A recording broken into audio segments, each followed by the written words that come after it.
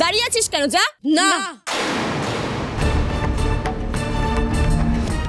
আমার বাড়িতে এসব আমি হতে দেব না রোহিণী।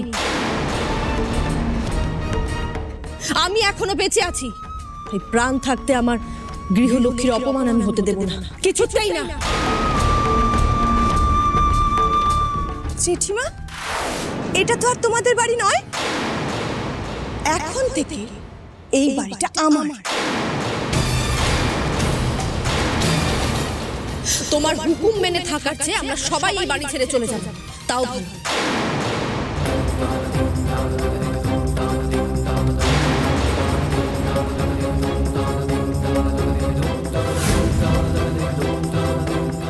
তুমি কি বলছো মা?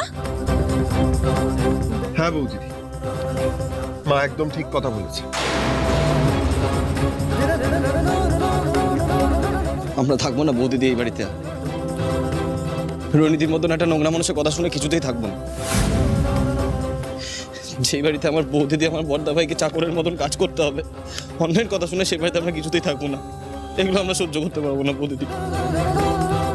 মুখ সামনে কথা বল শুভ। ও তো ঠিকই বলেছে রোহিণী,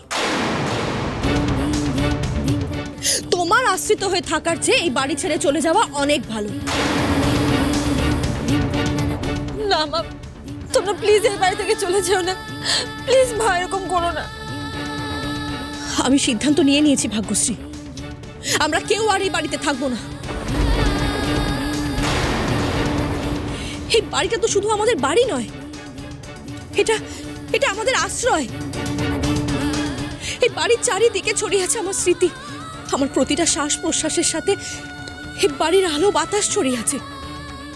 আর তার চেয়েও বড় কথা, এই বাড়িতে যদি প্রতিটা মুহূর্তে আমার ছেলেকে, আমার ছেলের বউকে যদি আশ্রিত হয়ে থাকতে হয়, তাদের অপমানিত হতে হয়, তারা তো তাহলে বন্দী হয়ে থাকবে এই বাড়িতে। সেটা আমি কিছুতেই মেনে নেব না। আমরা সবাই এই বাড়ি ছেড়ে চলে যাব। হ্যাঁ রোহিণী, আমার পুরো পরিবার নিয়ে আমি এই বাড়ি ছেড়ে চলে যাব। আমরা কেউ থাকবো না এই বাড়িতে। আমার ছেলেরা একটা নতুন বাড়ি বানাবে, আর আমি জানি সেটা ওরা পারবে।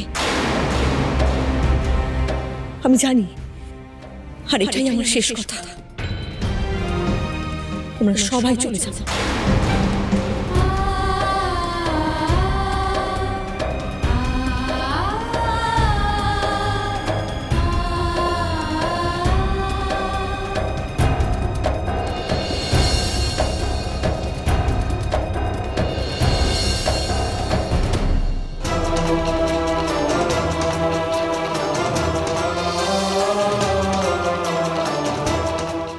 হ্যাঁ মা, আমরা আর এক মুহূর্ত এই বাড়িতে থাকবো না।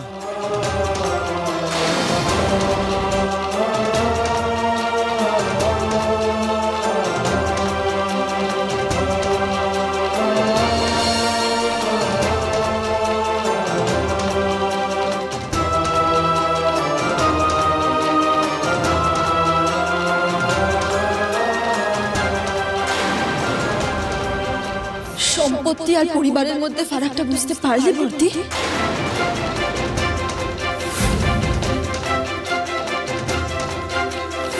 খেলাটা এভাবে ঘুরে যাবে এটা তো ভাবিনি। খেলাটা তো আমার হাত থেকে বেরিয়ে যাচ্ছে।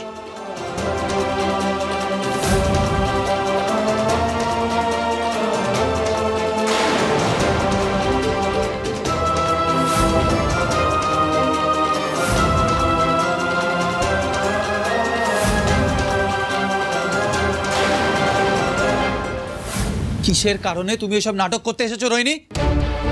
আমরা তোমার কি ক্ষতি করেছিলাম যে আমাদের সব থেকে বড় শত্রু হিমাদ্রি গুপ্তর সাথে হাত মিলিয়ে তুমি আমাদের বাড়ি দোকান সব দখল করতে এসেছো?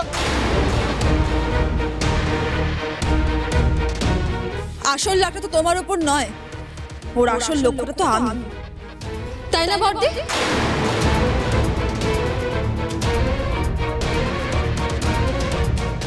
ভাগ্যলক্ষ্মী স্টোর্সকে নিজের পায়ে মিশিয়ে দিয়ে এখন সেই ভাগ্যলক্ষ্মী স্টোর্সকে জোর করে নিজের হাতে করতে চাইছিস?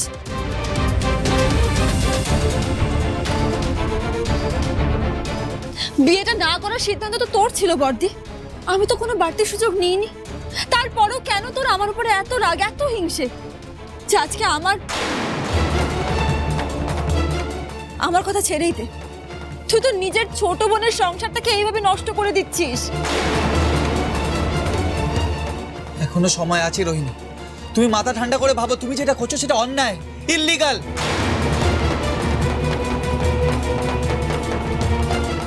আজকে আমাকে আর ভাগ্যশ্রীকে গান পয়েন্টে ধরে আমাদের সব সম্পত্তি লিখে নেওয়া হয়েছে। ওই হিমাদ্রি গুপ্ত না একটা ক্রিমিনাল, আর ওর সাথে হাত মিলিয়ে তুমিও একটা ক্রিমিনাল হয়ে যাচ্ছ। আরে ও তো জাস্ট তোমাকে ইউজ করছে, একবার তোমার প্রয়োজন ফুরিয়ে গেলে তোমাকেও ছুড়ে ফেলে দেবে।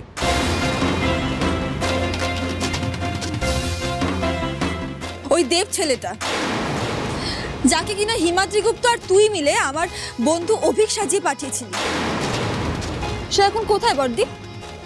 সে তখন জেলে। কিন্তু দেখ, আসল অপরাধী হিমাদ্রি গুপ্ত, সে কিন্তু এখন হাত পা ছাড়ে বেশ আনন্দে ঘুরে বেড়াচ্ছে।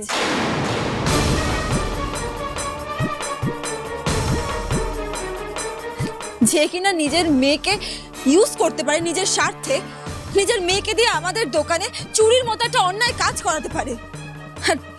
এখন তো তার মেয়ের সাথেও ভালো করে যোগাযোগই নেই। সে কিনা দেখবে তোকে। বর্দি, তুই হিমাদ্রি গুপ্তর হাতের একটা পুতুল। এত বড় একটা নাটকের প্ল্যান করলো, অথচ সেটা তার মেয়েই জানে না। রুষাকে তো দেখে স্পষ্ট বোঝা যাচ্ছে যে ও এই কাগজটা আজকে প্রথমবার দেখলো, দেখে ও আকাশ থেকে পড়েছে। আর সব থেকে অবাক কাণ্ড কি বলতো, হিমাদ্রি গুপ্ত এই সরকার বাড়ি, আমাদের ভাগ্যলক্ষ্মী স্টোরসের অর্ধেক সম্পত্তি তার মেয়েকে না দিয়ে তোর নামে লিখে দিল।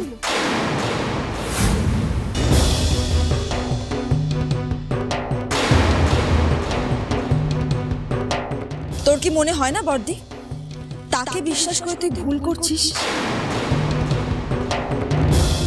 আজকে যখন বিশ্বনাথ কাকা, হৈমন্তী কাকিমা ফিরে এসে তোমার এইসব জানতে পারবে, তারা কি তোমাকে মেনে নেবে? একবার ভেবে দেখো তো।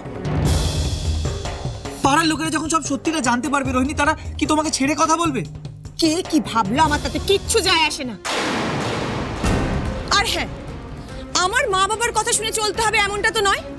আমি প্রাপ্তবয়স্কা। আর ক্রিমিনাল কে? আমি। কেন? তোমরা তোমাদের সম্পত্তির অর্ধেক আমাকে লিখে দিয়েছো স্বেচ্ছায়।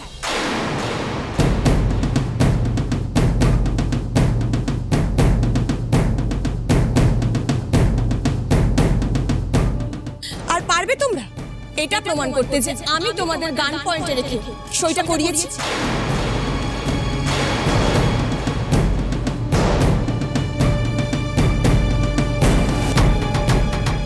পারবে না।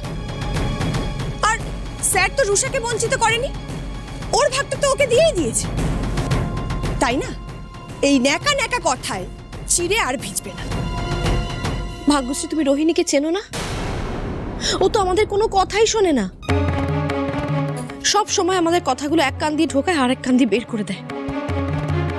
ও এখন তোমার ওপর, আমাদের ওপর প্রতিহিংসায় একেবারে অন্ধ হয়ে গেছে। মা, আমি না কোনোদিনও ভাবতে পারিনি বর্দির ভেতরের হিংসাটা এইভাবে ও কোনোদিনও বহিঃপ্রকাশ করতে পারে। হ্যাঁ রে ভাগ্যশ্রী, আমিও ভাবতে পারিনি আমার নিজের বর্দির এতটা নিচু মন। ছি। আর কথা বাড়িও না রিয়া, সবাই যে যার জিনিসপত্র গুছিয়ে নাও, আমরা আজই এই বাড়ি ছেড়ে চলে যাব, এখনই চলে যাব। হ্যাঁ, মা একদম ঠিক সিদ্ধান্ত নিয়েছে। আজকে যদি আমাদের সবাইকে বাড়ি ছেড়ে চলে যেতে হয়, তাহলে তাতে কোনো দুঃখ নেই, কারণ তাহলেও আমরা সবাই একসাথে থাকবো, যেখানে থাকবো আনন্দে থাকবো। আমাদের আনন্দ নষ্ট করার সাধ্য না কারণ